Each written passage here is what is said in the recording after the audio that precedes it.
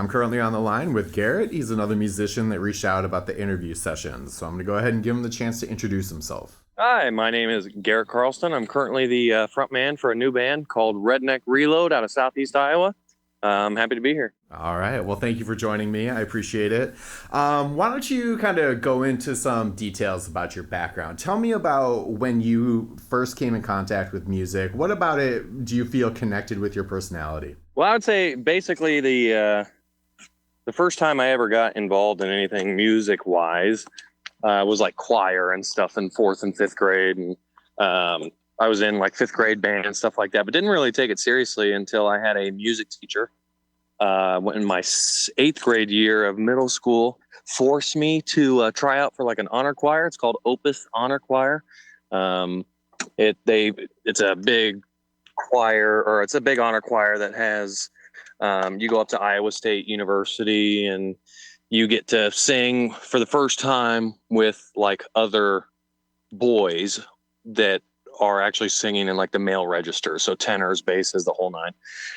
And I tried out for it, made it. And then the first time I heard, the mixture of male voices together, in a men's choir, I was just hooked. I mean, it was like from then on, my entire life was about music.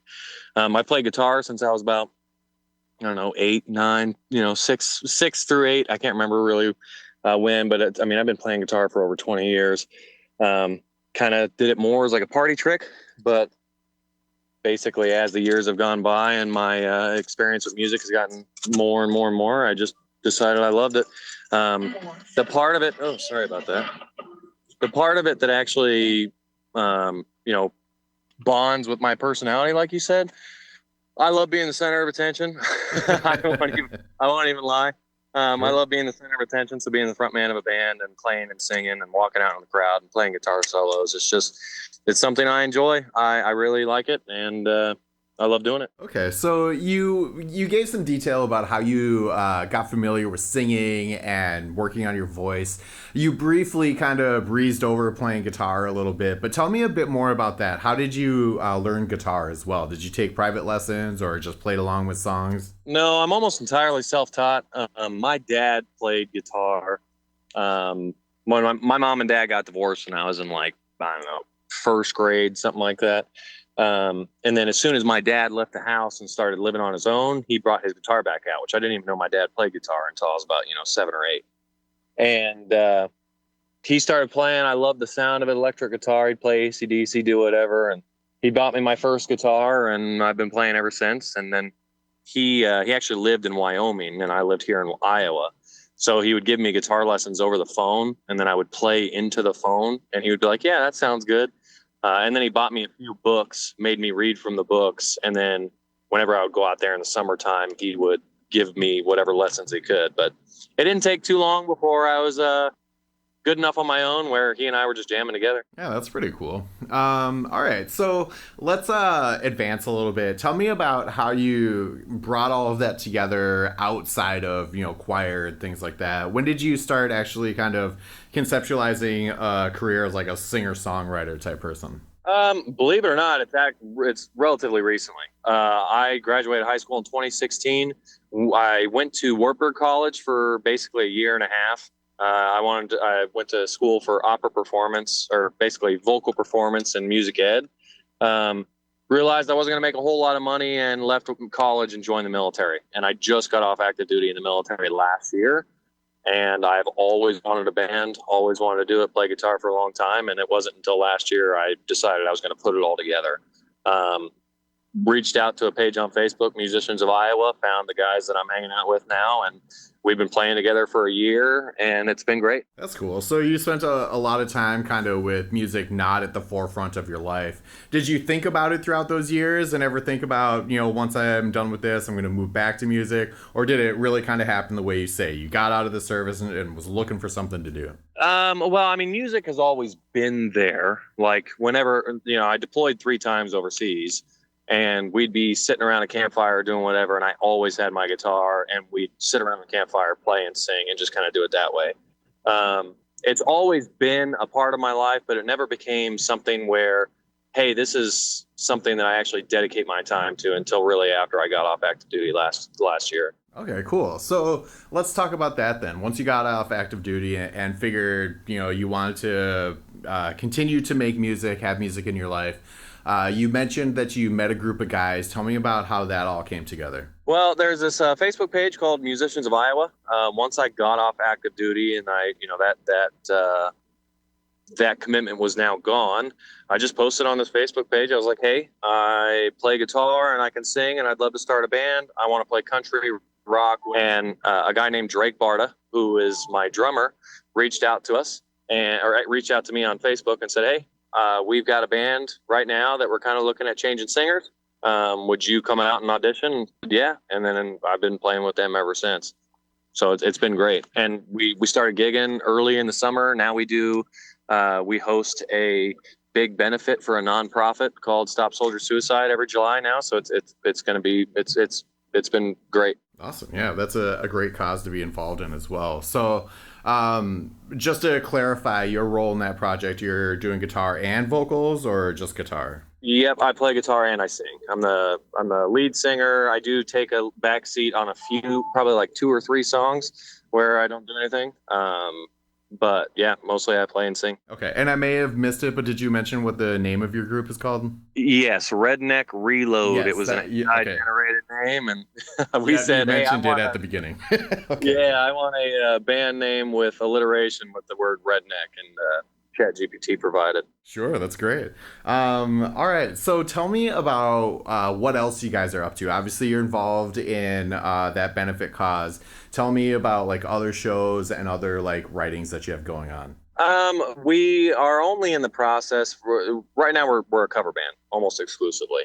I have written my first song ever that we are now trying to kind of put into practice and actually get it into. We have a gig coming up in Fort Madison, Iowa for the Porch Stock Festival. It's an after party thing at one of the biggest bars there in Fort Madison. We're probably going to debut our first original at that song or at that place. We basically try to gig once a month because all of us have full-time jobs and stuff like that. But we're coming along. We'll hopefully debut our first original song on September 20th. Awesome. Very cool. So that's when the show is, September 20th? Yeah, that's our closest show here. We had about a string of about a month and a half where we just gigged every weekend there in the, between late June, early July, and then into August a little bit. And then now we're taking a break just to kind of tighten everything up a little bit. So share with me what some of your ambitions for this are. Like, where do you want to see this go in 5 or 10 years? I have no grand vision of becoming some Nashville touring artist or anything like that. I mean, truly, I just wanted an outlet to express myself, have fun, become a center of attention. And mostly what I wanted to start the band for was to basically to gain back that brotherhood that I lost leaving the military. And 2 of the guys in my band are also military veterans, so it kind of helped, seamlessly, or it kind of helped with my transition off of active duty realistically. But I want us to be one of the premier bands in Iowa. I made sure that our band joined up with the Midwest Country Music Organization, and we've made friends with some of the more popular bands here in Iowa. But I want us to be one of the most successful bands in Iowa and maybe even in the tri-state area with Illinois and Missouri and kind of in this area. I do all the promoting for our bands. My wife has her own marketing business where she does all of our marketing. So I put a lot of work into the band just to make us look more professional, but I don't have any desire to make it big or, per se. Sure. So just kind of ride it out and see how far it goes kind of thing. Yeah, I don't think I think the band's going to be around for a while. All 4 of us are really good friends.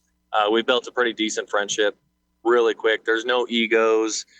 Everyone gets to say, I understand. I've never been in a band before. This is my first one, but I do understand that bands start to deteriorate when someone gets a big head and thinks they're something that they're not.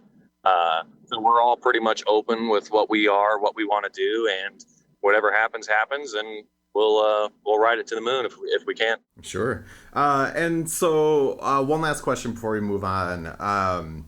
Do you think that as things kind of progress, it will become more focused on original music, or is there always going to be kind of a blend of covers and originals? I would say there's always going to be a blend of covers and originals. Just writing my first original song has taken me probably a month. So Okay. I am not a lyricist. I'm not good with lyrics at all. I would say I'm relatively melodically inclined, I guess, if you want to say it. I'm fairly decent at coming up with the melodies for everything else, or the guitar riffs, or putting the band together, composing the song, but it's the lyrics that just always kick my butt. And I don't know if any of the other guys in my band are great with lyrics either. So we're just kind of sending it. We'll see what happens. Well, all right. So tell me a couple of your favorite memories that you have surrounding music that helped you kind of get back into the position that you're in. I would say there's two that stick out. And one was, I already kind of referenced it. The first time that I went to the Opus Honor Choir and got to hear the different ranges of the male voice specifically. It was such a surreal experience of just sitting, because I go to a very small school, so the bass voice and the tenor voice wasn't really a thing we had. It wasn't until I went to this Opus Honor Choir I got to hear it. I got to hear what real music by talented musicians sounds like, and it was, frankly, it was life changing. But then the second instance, the second thing that's really kind of shaped what's going on in my music career is a recent event that happened in Keokuk, Iowa. We had a gig at a place called The Bar, and the crowd was amazing. The band was on. Everyone was singing and having a great time. And I mean, it was the first time that our band has really, really clicked, and just had no issues, no sound issues whatsoever. I mean, it was fantastic. So now every time we gig, it's going to be compared to that one. Awesome. That's great. So you did mention that you are very much involved in marketing. So where can people find you and check you out? You can find us on Facebook right now. We're working on our website. We bought the domain name Redneck Reload, but we haven't really built a website yet. So Facebook, Redneck Reload, you can find us on there. Merchandise will be coming out here very soon. We're still kind of in the early processes of figuring all that kind of stuff out. But if you're in the state of Iowa, we'll be at Fort Madison, Mount Pleasant, Keosauqua, Iowa. We'll be all over here in the next month or so. All right. Sounds good. So I always like to give the person I'm interviewing the opportunity to put out their last word. So what's a message that you have that you want other people to hear? If you want to do something in the music world, just go do it. Don't let anyone tell you you're not going to make it big. Don't let anyone tell you that you should do it this way, do it that way, whatever. If you want to do something, do it your way, do it authentically, and you won't regret it